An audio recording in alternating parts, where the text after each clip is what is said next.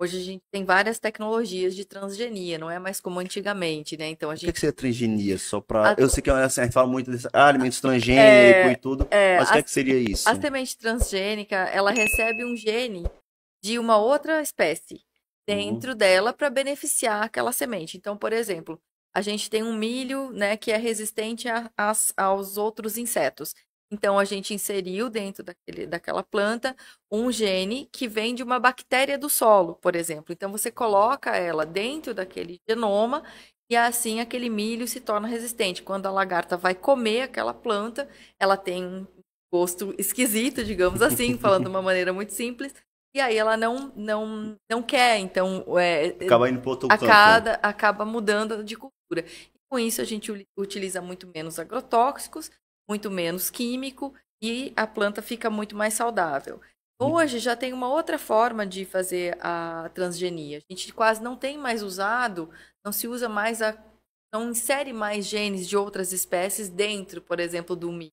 A gente faz a edição gênica dentro da própria espécie. Então, a gente, com umas duas enzimas que foram descobertas há mais ou menos 3 a 4 anos atrás, que são as Recente, né? CRISPRs, a gente consegue cortar esse genoma com essas enzimas e avisar aquela planta que ela precisa ser um pouco mais resistente, que ela precisa ter um melhoramento em determinado Você gene. consegue hoje, com essas novas tecnologias e conhecimento da ciência, consegue induzir a ela a ir para um lado. Ah, você precisa, um exemplo, crescer mais. Aí você, ó, aqui você vai botando ali para gerar mais hormônio de crescimento, nessa linha. Exatamente. Ou eu preciso que você seja um pouco mais resistente à seca. Então, eu ativo genes que trazem mais resistência à seca.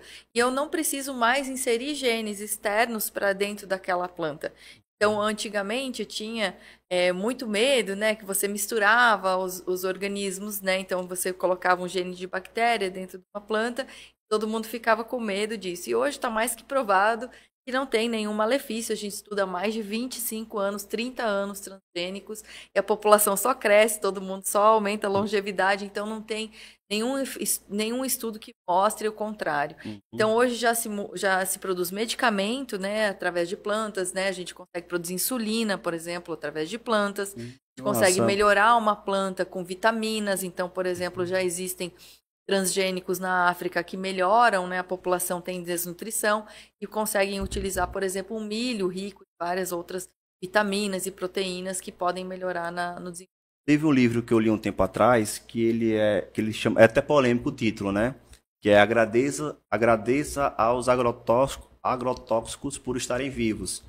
Que é justamente trazendo essa ideia de que a população vem crescendo cada vez mais e a necessidade por alimento se torna gerada de todo mundo. Então, como é que eu vou produzir mais, tendo mais gente e esses produção de alimentos? E aí vem uma das grandes revoluções, que foi justamente a questão de defensiva agrícola para proteger as safras e aumentar cada vez mais o ganho produtivo por área. Sim, E hoje o que eu vejo de discussão bastante é justamente quanto de limite é essa questão dos agrotóxicos que a gente vem trazendo, ou melhor falando, os defensivos agrícolas, né? E pelo que eu estou entendendo, do contraponto, também falam bastante dos alimentos transgênicos. Os alimentos transgênicos acaba que o pessoal fala, pode dar uma doença, pode dar aquilo outro. Só que eu vejo que sem eles a gente estaria bem pior em relação à fome e alimentação, certo? certo. A biotecnologia ela trouxe só benefícios. Não Uhum. tem como hoje fazer uma agricultura de larga escala, como é o Brasil, sem ter o alimento, sem ter uma semente transgênica. É muito difícil, porque Uhum. se usaria muito mais agrotóxico, muito mais dificuldade de manejo daquela planta.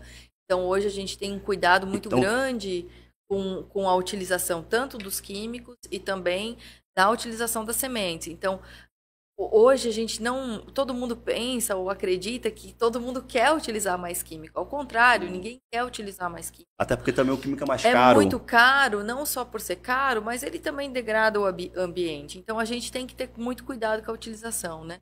Então, todo mundo quer reduzir. Então, uma planta que tem uma resistência maior, tanto aos insetos, principalmente por ser um país Uhum. tropical, né? Então a gente tem muita pressão de insetos.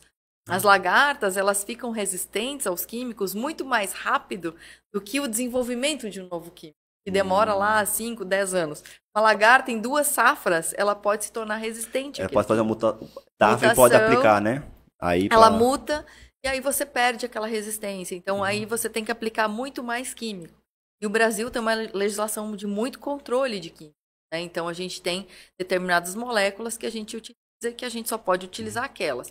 Aqui no Vale é uma região com muita pressão, né? Todo mundo sabe, né? A gente tem muito inseto por ser muito quente. Sim. E a gente tem pouca umidade e ao mesmo tempo quando você faz a fertilização, Também tem muita produção, que acaba que, como tem mais produção, estatisticamente é mais fácil ter quando tem grandes áreas, né? Exato. E acaba que isso vai afetando. Vai. E também é muito mais, até nem só a grande produção, mas também a questão do nosso bioma, que é muito característico e propício, né? Se você tem um semiárido, tá tudo deserto, e de repente você tem ali uma plantinha irrigada, forte, verdinha, o inseto vai querer ir para ela, Sobre né? água fresca, né? Exatamente. Então, assim, quando você avalia, né, a questão da utilização de sementes biotecnológicas, a gente sabe que sem isso a gente não teria chegado a essa qualidade de vida que a gente tem, o desenvolvimento humano que a gente